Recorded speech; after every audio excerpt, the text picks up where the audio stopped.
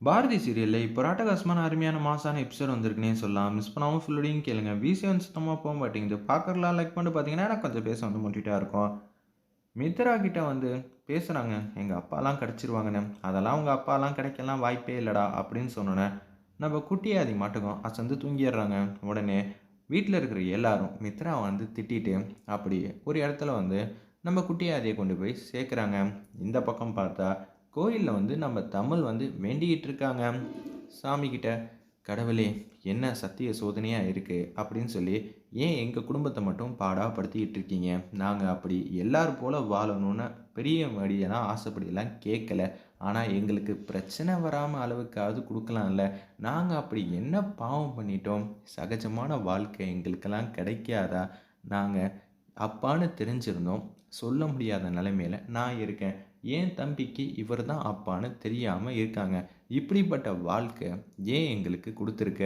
நாங்க அப்படி என்னதான் செஞ்சோங்கிற மாரி புலம்பிட்டு இருக்கிறப்ப, நம்ம தமிழ வந்து பார்க்கலான்னு சொல்லிட்டு வந்து வராங்க. "தமிழ் என்ன தமிழ் இப்படியெல்லாம் வேண்டிக்கிட்டு இருக்க? பெரியவங்க கூட இப்படியெல்லாம் வேண்டுவாங்களான்னு தெரியல.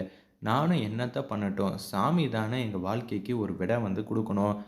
அப்படின்னு சொல்லி கேட்ட உடனே, நம்ப லட்சுமி அம்மா வந்து பேசுறாங்க. "சாமிக்கு உங்கள ரொம்பவே புடிச்சிருச்சு போல. அதனால தான் உங்களுக்கு இவ்வளோ வந்து செஞ்சுட்டு இருக்காங்க. கூடிய சீக்கிரம் அவனோட பார்வை உங்க மேல பட தான் செய்யும்.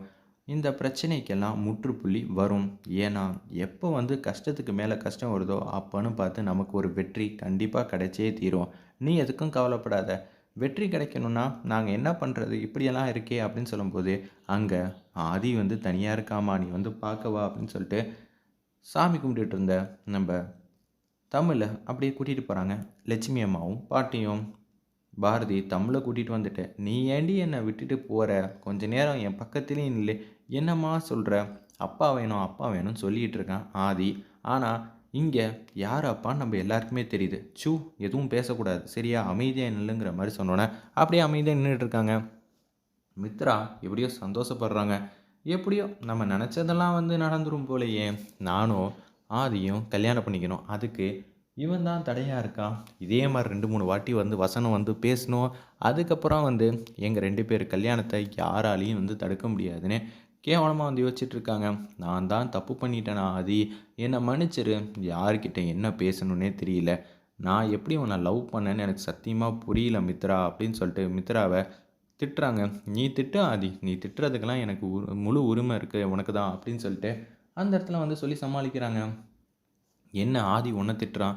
பரவால்ல அண்ணி. திட்டுறதெல்லாம் பிரச்சனை இல்ல.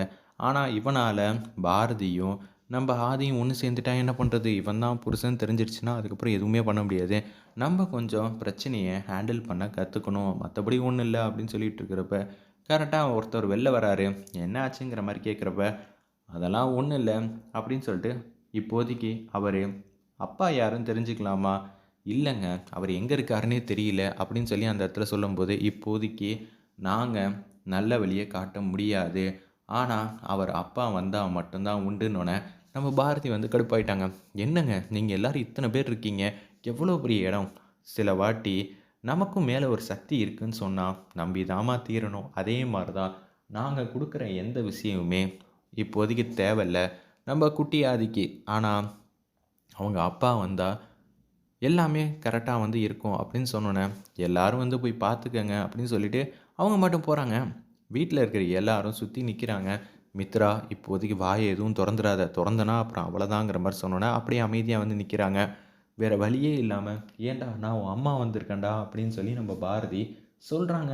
இருப்பினும் அவர் பாட்டுக்கு நல்லா தூங்கிட்டு இருக்காப்புல. என்ன பண்ணலாம், ஏது பண்ணலாம்ன்னு யோசிக்கும்போது கரெக்ட்டா, "நான் தான்டா உன் அப்பா வந்திருக்கேன்னு" சொல்றத தவிர இப்போதைக்கு வேற வழி இல்லன்னு ஆதிக்கு நல்லாவே தெரிஞ்சிருது அந்த இடத்துல. உடனே தைரியமா போயிட்டு, "டேய் நான் தான்டா உன்னோட அப்பா" அப்படின்னு சொல்லி பேசிடுறாங்க. இத கேட்ட உடனே பாரதிக்கு சந்தோஷம் தாங்கல. தமிழ் அத விட ஹேப்பியா இருக்காங்க. "டேய் பாருடா அப்பா வந்துட்டாங்க" அப்படின்னு சொன்னோனே, அப்பன்னு பார்த்து கரெக்ட்டா வந்து கண் முழிக்கிறாங்க நம்ப குட்டி ஆதி. இது எல்லாத்தையும் மித்ரா பார்க்குறாங்க. என்ன செய்ய போறான் ஆதின்னு நெனச்சோம். ஆனா இப்படியெல்லாம் சொல்லுவான்னு நெனச்சு கூட பார்க்கல.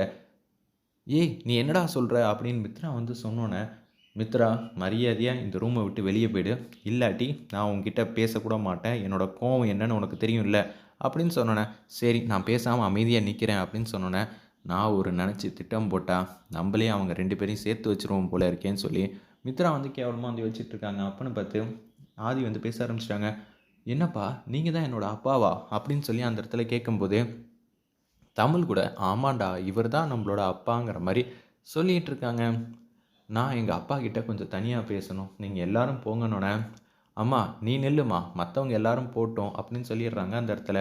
வந்துடுறாங்க. பாரதி ஃபேமிலி மட்டும் தான் அந்த ரூம்குள்ள வந்து இருக்காங்க. மத்தவங்கலாம் வெளில வந்தோனே, மித்ரா வந்து செமையா வந்து கோவப்படுறாங்க. "நான் நெனச்சது ஒண்ணா இருக்கு, நடக்கிறது ஒண்ணா இருக்கு.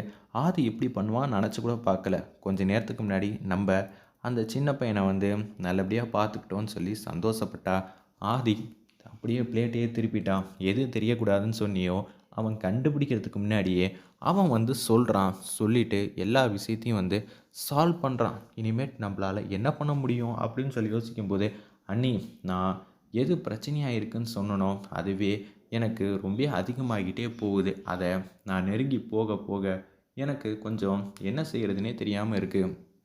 உன் அண்ணன் வேற கடுப்புல வந்து இருக்காங்க.